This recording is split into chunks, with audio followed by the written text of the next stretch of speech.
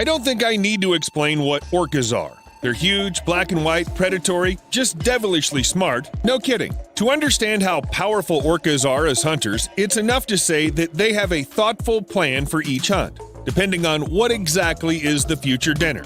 Orcas, and they almost always hunt in groups, choose a certain strategy. For example, they need to disorient a shark to eat it. For a school of small fish, something like a carousel of air bubbles will do, and when it comes to whales, it's better to see with your own eyes. The attack follows a brutal but working scheme. Orcas take turns ramming, biting, and pulling the whale by the pectoral fins, and as a rule, exhaust their prey. Even despite the size difference, one gets tired of such a thing. Imagine being bitten by several medium-sized dogs at the same time, and then they also try to drown you. Yes, orcas block the whale's breathing hole, and after a chase that can last for hours, the exhausted giant drowns. And then the final strike.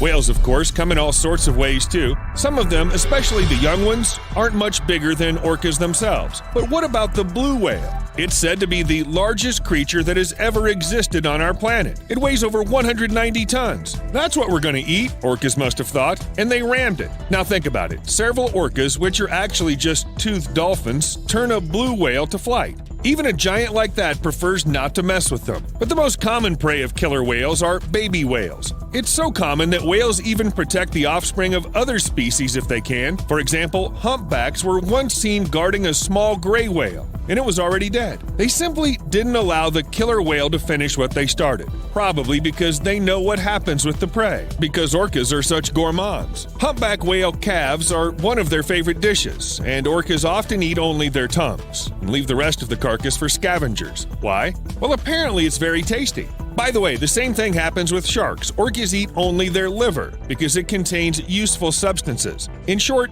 sharks are kind of like vitamins. And you know, here I am talking about how orcas prey on different types of marine animals. Can anyone stand up to them? Just so long as it doesn't come down to the sperm whale.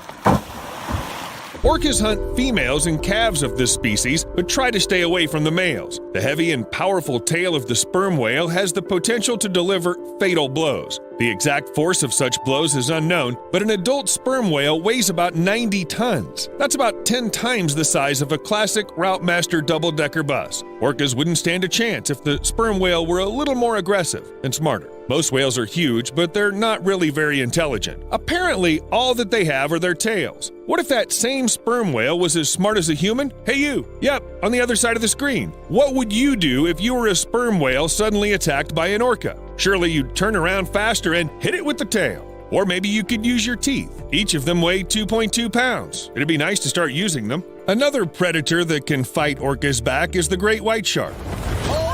You know, the creepy one with the killer eye? Orcas are considered the only natural enemies of great white sharks. And if the shark manages to bite first, the rows of razor-sharp teeth can pierce even the thickest skin. I think it's the species that can win this fight if it attacks first. If not, a special hunting strategy will come into play, as I've already mentioned. The killer whale pushes the shark to the surface with its broad tail, then stuns it. Then the killer whale, as if having some knowledge of shark biology, flips the prey, disorients it, and paralyzes it.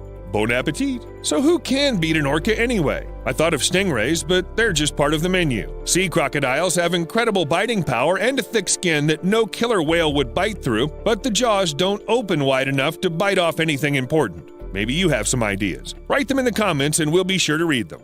As I said before, orcas have many well-honed hunting techniques that they use depending on their prey, the landscape, maybe depending on their mood too. Or they check their horoscope. One technique in particular struck me. Watch the hands, or fins. Seals often get out of the water on the ice floes to take a break. Nothing threatens them there, which means they can safely chill while bobbing on the waves. The orca is too heavy to climb on the ice floe and eat a seal, but it can always call its bros. Several predators line up, accelerate, then break right in front of the ice floe, creating a wave that just washes the prey away. Gehen sie hoch und ja, zack. All the orcas have to do is catch it in the water. There's nothing difficult here. They do it all the time. Sometimes, however, the prey manages to climb back onto the ice, and then the huge wave attack is repeated. Again and again and again. No one's in a rush here, you know. Oh, jetzt. Oh. As you've probably figured out by now, orcas are intelligent, ruthless predators that… What's that? Oh, another one? Maybe it means something. Yes. In addition to their other qualities, orcas are known for their rather strange playfulness. They play like real psychos. Literally. No, seriously, look at this. Instead of just eating a poor seal, orcas play with it like a ball. And again and again. Sometimes it's a kind of practice just to keep their killer skills up. Sometimes it's a demonstration for the younger generation, and sometimes the game remains just a game. Orcas kill because they're bored. Hey Steve, what should we do tonight? Let's throw other animals until they die. By the way, it's not just seals that suffer. Sometimes it could be stingrays, turtles, or even a penguin. God, it's a bird. In fact, orcas enjoy eating penguins. Unlike other poor feathery birds on the menu, these ones can't just take off and fly away. They have to seek refuge elsewhere. It's always nice to have a human around. Penguin, are you okay? Kowalski! Has anyone seen Kowalski? But a boat doesn't give you 100% protection. What's more, not even land will save you, because if an orca decides to eat someone, it will reach its goal. Seals that are about to make it ashore look like a challenge or the perfect prey to play with. And what else would you call this way of hunting? When an orca almost jumps ashore to grab its dinner running away. As if there weren't enough other prey in the sea for the sake of which it's not necessary to break the laws of nature and get on land. However, look at it. What laws? It wants a seal. Sometimes this desire can turn into a serious problem for orcas. You can find tons of videos online of these predators who got too carried away hunting, missed the tide, and, yep, that's right, they got trapped. I hear ya. What can I do for you, sweetie? I can literally hear the seals laughing in the distance. In such a situation, the orca has only one option for salvation: to get help from people and wait for the tide to return to the sea. Of course, no one will drag a huge animal weighing 3 to 5 tons into the water on their own. Well, in case there's no people around, well, natural selection in action. I can't say that the population of killer whales would diminish without human help, but several dozen of these marine predators certainly owe their lives to people. Maybe that's why they sometimes play so happily with us. Fortunately, not as much as they do with seals, at least not usually. It all looks pretty innocent, even funny, even cute. For example, this orca named Luna lost its family and is so used to people that it acts like a playful puppy, a multi-ton sea puppy.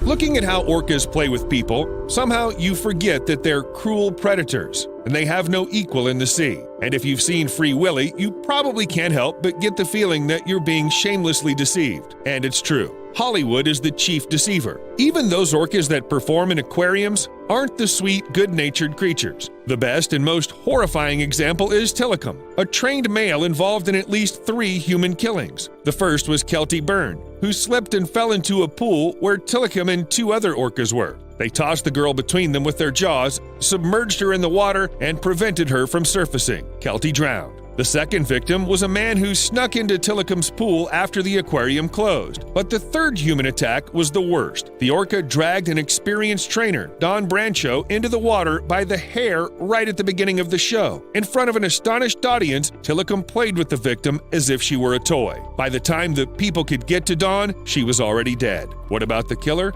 Well, it soon went back to performing. Don't let the money go to waste. The most recent tragedy occurred at SeaWorld Orlando amusement park, but orcas aren't only kept there. I think they're at every SeaWorld aquarium, and they don't seem to forget their wild habits anywhere. They're predators that have no equal in the ocean. They're strong and intelligent. Why not hunt in the middle of a pool? So at SeaWorld San Diego, orcas don't just attack when they see something edible in front of them. They use bait to get the birds to come closer, and they do so quite deliberately, tossing pieces of, what is that, a fish? So pieces of fish closer, and then they wait, and it works. Orcas probably hunt birds just for the sake of hunting. They're playing. But maybe from Tilikum's perspective, all the victims were part of the game too. I'd prefer to stay as far away from orcas as possible, especially if they're kept in captivity and already